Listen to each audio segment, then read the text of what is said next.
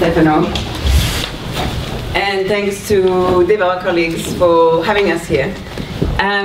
Before jumping into this, can I have a raise of hands about who works in DEval or the German government here? Okay, so civil society or other actors? Okay, good. And who works in evaluations? Okay, and who works in climate? Okay, so there's quite a nice intersection. So it's good. So it tells me if I need to speed through some things or not. I'm going to take you from Stefano here, and basically I'm going to take you through some of the ways of thinking about evaluating climate adaptation and through some of IIED's work, but also my experience in the implementation of a large evidence framework in decentralizing climate finance. So, oh, no, other way around. So, one of the difficulties in evaluating adaptation is actually because despite having a lot of commitments, there's a very uncertain and complex policy landscape.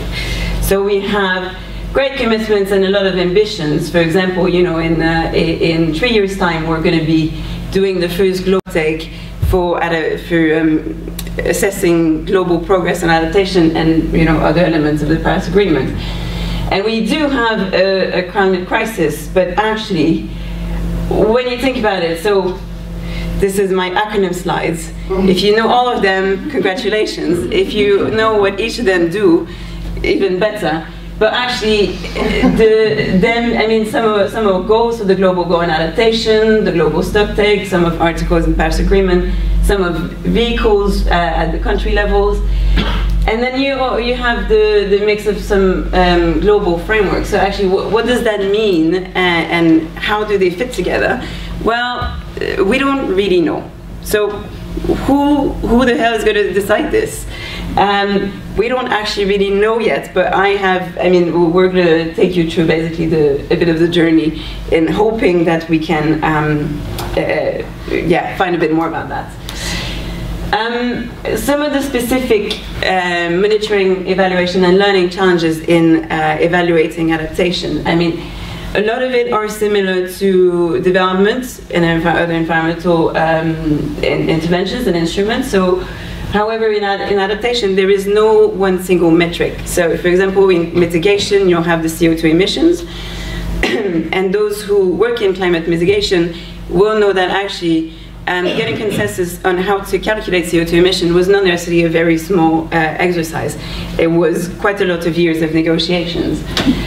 So in adaptation, where actually adaptation is very localized and there is no global effect, so how do you go about identifying indicators that are meaningful, but at the same time that ideally you could aggregate to a certain level to make comparisons? Uncertainty and complexity, that's especially in terms of the climate stresses. So how do you evaluate certain instruments if actually you do not have a climate shock, or if the climate does not change, there's a huge climate variability. So we have a bit of a problem here.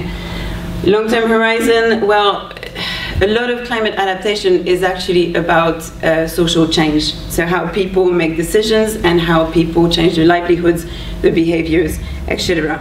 That does not happen overnight. It takes years to unfold, especially when you're looking at the community and societal level. What does that mean in the frame of an evaluation or a project that is over 2 or even 5 years? That's difficult. And some of the context. There are also operational challenges especially in making a coherent system for monitoring, evaluating and learning on adaptation. So at the national levels, there's multiple reporting requirements. So adding another layer to what national governments are supposed to report is quite, it's quite difficult. And let's remember that in all the global frameworks, actually, everything is voluntary. So when we say that countries are required to report on the SDGs, on mitigation, on adaptation, etc., this is purely on a voluntary basis. So how do you make sure that we have actually good and some data? Indicators in comparison, and then, you know, financing and sustaining MEL within country systems and coordinating MEL and data collections with other. This is really about making sure that whatever is applied in evaluating adaptation goes towards progress and the sustainability of the tools and the methods being in place. So every MEL, every evaluation, every MEL framework will have a use within the wider system. How does that fit? Oops. How does that fit? And how do we make sure that they can be ongoing? What's being done at the moment? So I'm not going to get into that so much because we have a great report that Stefano talked about, which, by the way, it was funded by BMU through some of the work on PAPTA via GIZ. And we do review 5 countries that we thought were quite progressive in their M&E system for adaptation. So that includes South Africa, Colombia, Uganda, Mexico, and I forgot, it's not Kenya, but there's also, sorry, there's also, I mean, there's other reports that have been done actually with through some German publications, and for the reference of you guys and some of the people at home, I've added references at the bottom here, but also I've got a couple of slides at the end with some of the references that I'm talking through. So if you wonder what I'm talking about and you want to see the source, it's probably at the end of my presentation. So some countries have developed MEL systems for adaptation, but actually most of them are not fully operational. And I mean, you know, what does it mean to have a system? Does that mean to have a policy at the national level that says these are the indicators and that's what we're going to do? But, you know, are the policies implemented? Are the plans being taken by the national, local authorities? And is there actually data being collected? Is there data being evaluated? I mean, very few countries are actually at that stage, and even that's in the developed and developing country world. And a lot of those frameworks currently focus on accountability and on kind of financial metrics. So for example, how is the money being spent? Which actually is not really a focus on the resilience or adaptation outcome. So that's a bit tricky, and it's something that definitely is a gap. So what should we be measuring? So from our IIED experience, I mean, it's not just what, but it's also how. And here I'm making a link to actually some of the DEval work, where they're working on methods, working on evaluations, but also working on capacities. And actually the 3 really work together. Because if you do it in silos, then actually you're basically not doing the learning loop of measuring, evaluation, and learning. So it's not just what, but how. And in the framework that I'm going to present, there's a big emphasis on the fact that resilient outcomes come with resilient institutions and processes. So you need to have the outcomes, the process, and we frame adaptation as an outcome of sustainable development. So not necessarily as a medium term, so, you know, resilience lead to development, but as one of the sustainable development outcomes, with obviously the linkages and the feedback. And that's important mostly when you come to issues of criteria and of establishing, well, what is climate adaptation? Is this development or climate smart development, or is it actually climate adaptation? Well, there's a very fine line, and it's fuzzy, especially that we know that a lot of projects and a lot of programs relabel what they're doing to fit with some donor priorities. So if you try to really draw a line on what's what, especially in terms of what's happening on the ground, what's happening in a village, So is someone planting a tree for climate mitigation, for adaptation, for preventing soil erosion, for livelihoods? I mean, all of the above.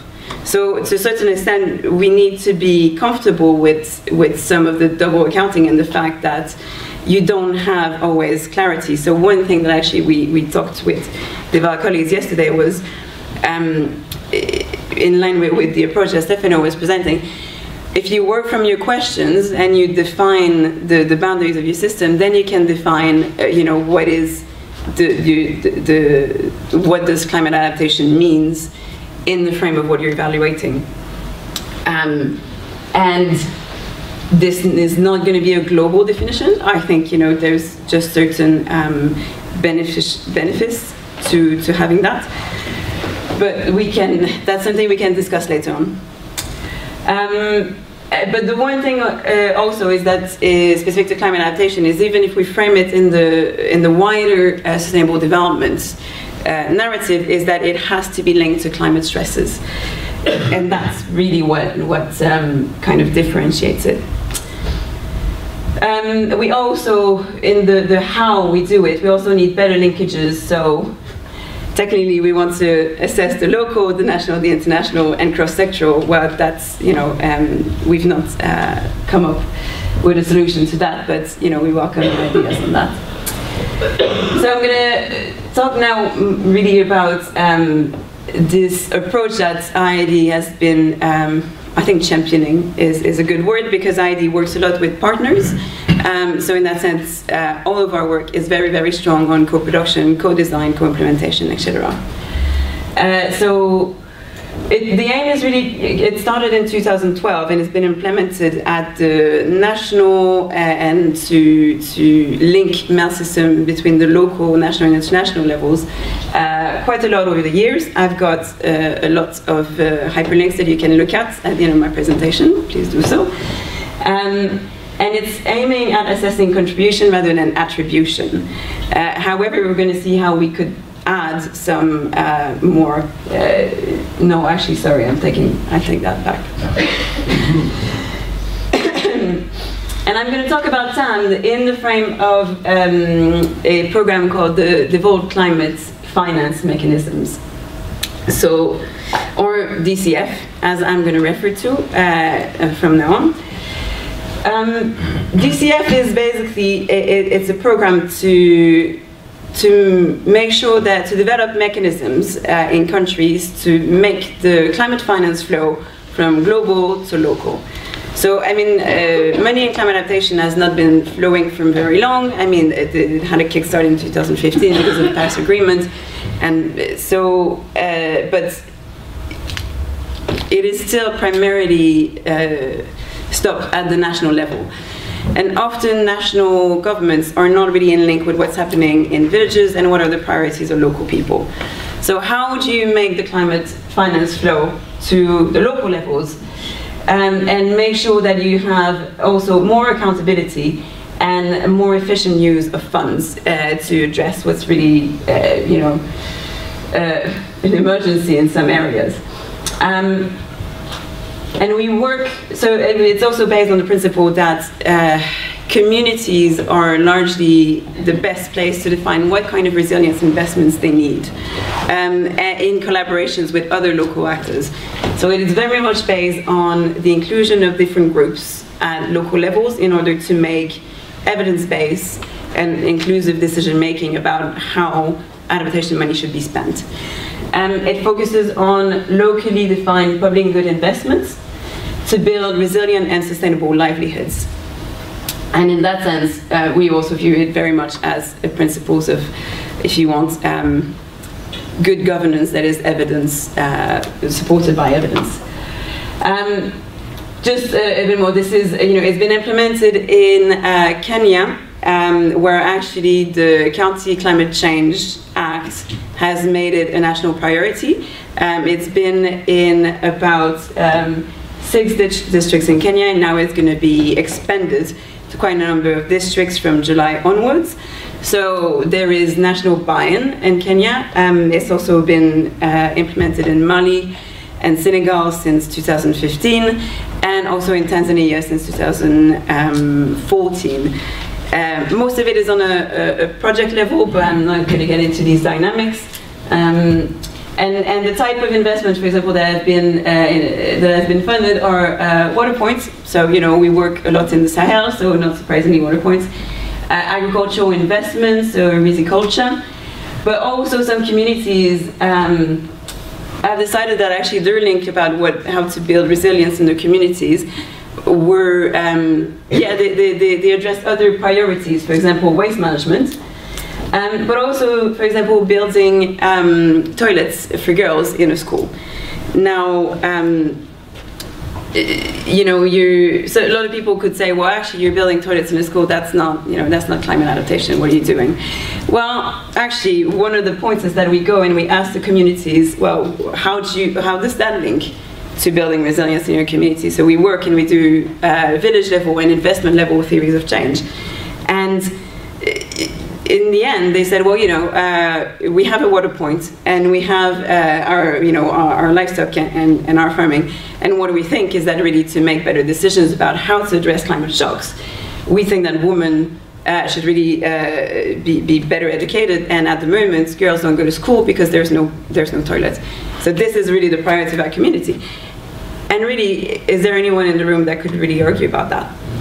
So when I was talking about the system, when you frame your evaluation, are you looking for effects within a certain time scale? And I'm going to go back to that a bit later, but for example, this project was funded by DEFID under the BRACE program, and we had a long discussion about DEFID, whether this was development or climate adaptation. And in the end, except if you tell us that you want an effect within 5 years, well, this is climate adaptation within the frame of sustainable development. There you go. So this was this program, DCF, was implemented in Mali and Senegal as part of the BRACE program funded by DEFID. For some of you that may not know, so some of the MEL frameworks used here are influenced by the BRACE program, their own conceptual framework for MEL, where it's based on the International Climate Fund KPI-4, which advocates a country to measure an indicator on the number of people with improved resilience. Now that's very vague, but it's to allow contextualization. It has pros and cons, and we can discuss that later if you're interested. So for example, in the frame of this program in Mali and Senegal and DCF, we discussed with the local authorities and the national authorities, and actually our measure was food security. So the number of people who had improved food security was our low number there. And throughout the DCF and throughout this program, we used the TAMD framework. So TAMD, again, is tracking adaptation and measuring development. It's an approach that, it's an evaluative framework which is non-prescriptive, and it really is for assessing the effectiveness of adaptation and adaptation-relevant interventions. It goes beyond indicators. Again, contribution and attribution, and what it really aims is to give a framework to think through different parts of what you need to prove for external but also for internal validity. There are 2 tracks, and then here I'm going to present some of the suggested indicators and tools that have been developed to implement it. So, the 2-track process, and here we have kind of, there's the spatial element, so assuming here is the global and here is the local, interventions can go top-down but also bottom-up. So it's a reflection of that, and learnings go top-down and bottom-up, and there needs to be a feedback. So you need different types of assessments to really measure, for example, how adaptation and climate risk management processes are being institutionalized. So for example, is adaptation being institutionalized in the institutions and structures, but also are they producing the resilient outcomes that we're expecting? And here, I mean, it's at the project level, at a household level. It could be, I mean, we've applied the TAM framework to SMEs as well. So you can say, you know, we track institutions from the global to the local level, and then we track outcomes from the end beneficiary to also the national level. And importantly, everything is linked by the theory of change. So as you go through the program, through the project, through the evaluation, the aim is that every new bit of knowledge is integrated through a theory of change, a very theory-based approach. And this is updated as you go along, also being a source of evidence and of learning. If I map some of the things that, how we've done it for DCF, so for example, we didn't measure anything at the national level because it was a project approach, but in other countries it's been done at the national level. So at the subnational level, we were looking at resilience assessment integrated in government planning. So we used institutional scorecards to test and monitor how different local governments and technical services were progressing in the mainstreaming of climate planning and climate risks in the processes. So we did it at the subnational and at the local level. And for example, to do impact 4, this is basically our outcome indicator, where we looked at improved livelihoods, food security, human well-being, etc., in the populations, and we also looked at the cost factor, if you want a bit higher up, at the outcome of, is there, you know, reduced needs to respond to food crisis? So is there improved planning? So I have that. Okay. Before going there, so I meant to add that. So some of the tools that we were using, for example, here I mentioned the institutional scorecards. Here we've used household surveys. So we use quasi-experimental, in Mali and Senegal, there are quasi-experimental surveys that have been done to interrogate the impact and the effect. We've also used local theories of change, so asking communities what is this investment going to do. We've triangulated with a lot of case studies, family portraits, etc., but also with independently commissioned research and evaluations to make sure that that we get the accountability.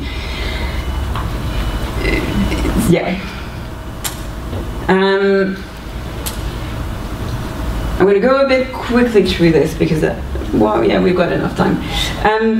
Some of the suggested scorecard indicators, for example, for institutional assessments. So we suggest 12 indicators, and it takes the form of this scorecard. And actually, it's a very participatory process because that kind of program, we really aimed at the tools that we use to get external validity will also get internal validity, in the sense that local governments and national governments are going to want to use them afterwards. So it's a huge challenge that actually you can talk about striking the right balance about robustness and simplicity. So do you do it with the use of a specific tool? Do you have to simplify your tools so that there can be an uptake and an ownership? Or do you use different kind of tools, some that are aimed at local ownership and some that are aimed at really checking the accountability and the robustness? You know, there are cost and time implications. This was really aimed for local governments to continue on their own. Now, in Kenya, this is still being done because the program is ongoing. I know that in Mali and Senegal at the moment, the processes are not ongoing because funding has stopped.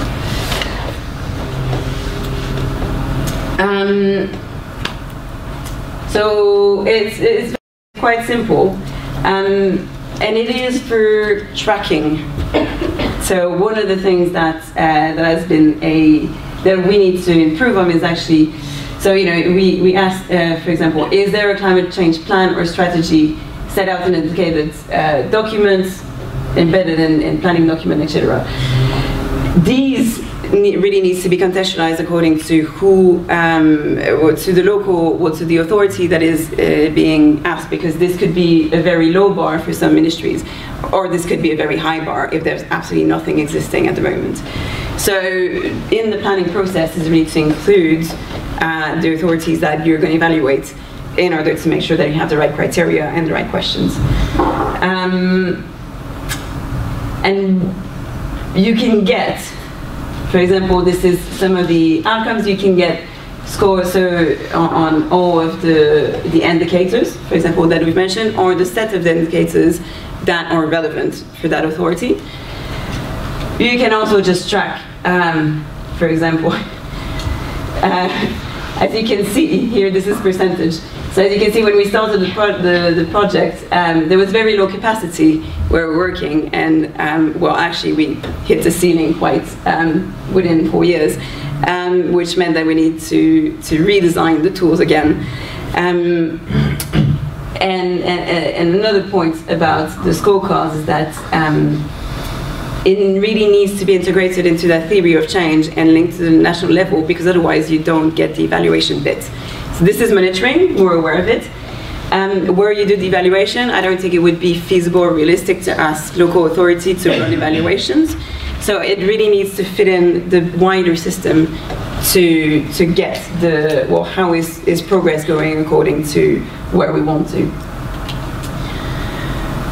Other qualitative exercises that we've done include village series of change, case studies, deep dive focus groups. So when we found that some of the data didn't fit what we expected, we go back in the village, we ask what's happening, and other independently commissioned research and independent evaluations. This is an example of a local theory of change. There are some in these references as well. And everything goes back to that loop theory of change that was in the center. And that's how you make your single, double, and triple loop learning, is that re-changing your theory of change. Some of the main lessons. Well, I've sprinkled some of them as I was speaking. But it's really important to set up indicators to be meaningful, but also to inspire progress. In the end, if you just work in silo, then what's the impact of your own evaluation? Well, that's, and what's the role of evaluation? That's to be defined. Social change takes time to unfold. There are many challenges, but changes do occur, and actually one of the things, echoing what Stefano mentioned, is that, well, it's great at the moment we have a lot of quite robust tools for looking back in terms of evaluation, but what can we do to better understand also and foresee, in the sense that if adaptation is a change in behaviors, then maybe we need to zero in to how do we look at changes in behaviors. So something that came up with DEval colleagues is that, well, you have a 2-year period to look at impact in climate adaptation. What can you find from instruments and interventions? Well, maybe you don't find it. So where do you look? Maybe actually we're not looking at the right place to get these very early start findings, or these very early start evidence that things are changing. So actually maybe we need to push a bit deeper. Where do we find change in adaptation? So predictive approaches like choice experiments, behavioral games, some modeling would be great. There are some challenges in implementing them in the field, but I mean, I'd be really interested in seeing what you guys think about that. Tensions between project and long-term approaches need to be taught from the onset. Now, I'm aware that I've presented that as a project program approach, but for a lot of you guys, it would be, well, what's the role of DEval's evaluation or of your evaluations in the wider long-term system? So, you know, what is it going to say to the German government? What is it going to say to countries that you're evaluating, to programs that you're evaluating? Where does, because in a sense, your evaluations are a project. So what happens next? Does it just, where does the evidence, where's the learning go? If you work with local actors, it can also really lessen the costs of your interventions and of your MEL systems. And what we've also learned is that there's a limit to aggregation in terms of the desirability and feasibility. And this really goes back to some of the big questions on adaptation, especially in terms of the global goal. Well, why do we want a global goal for if adaptation is always contextualized? Some bottom line red lines, that's from my experience and my thinking, and also I mentioned red lines because it's also some of the red lines in terms of some of the negotiations going about in the UNFCCC. So what's your framing of adaptation is a big question that a lot of,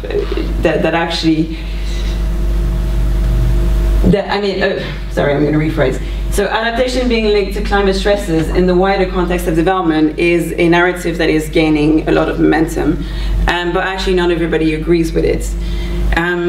Is that okay? Do we need to all have the same conceptual frameworks? I mean, to a certain extent, yes, but again, linking to the question of aggregation and having global definitions, I mean, there's always not a full consensus. So to a certain extent, we have to be okay with that level of flexibility, especially concerning the level of uncertainty in how adaptation is going to pan out. We need to be based on processes, not just outcomes. Mixed methods are essential and at different stages. For example, you know, using experimental methods in order to get a greater sense of the accountability, being more independent and having independent exercises, yet really making sure that local actors are on board. So essentially, we need all of them. We also need to look beyond policy frameworks for sustainability because, well, indicators don't actually stop in 2030 or in 2050. You know, progress has to continue, so should our thinking and so should the way that we think about measuring adaptation. And countries must be owners of MEL systems. At the very beginning, when I showed the acronym bubble, and it was, well, who decides about what's going to happen? Well, technically, it's individual countries. So, and countries are implementing interventions, countries have the policy framework. So, in that sense, I was like, to me, MEL systems, the aim is really to help governments prioritize and implement adaptation action to progress sustainable development. So, if your evaluation questions, indicators, aim, evaluant doesn't fit within that, then I question, you know, why are you doing it? Ongoing challenges. That's how do you strike a balance between robustness and ownership, aggregation and contextualization? I mean, you know, some aggregation is desirable. What is enough? What is not enough? In which context? How do you mix well predictive and reactive approaches in evaluation? And I mean, how do you integrate all levels across all sectors? How do you really have a systemic approach in the sense that you want to look at climate adaptation linking between local, national and global levels, yet also across the different sectors? I mean, yeah, I would welcome your thoughts about that. References, acknowledging, actually, I must acknowledge that a lot of great work's been done by GIZ and the German government in climate adaptation. Thank you.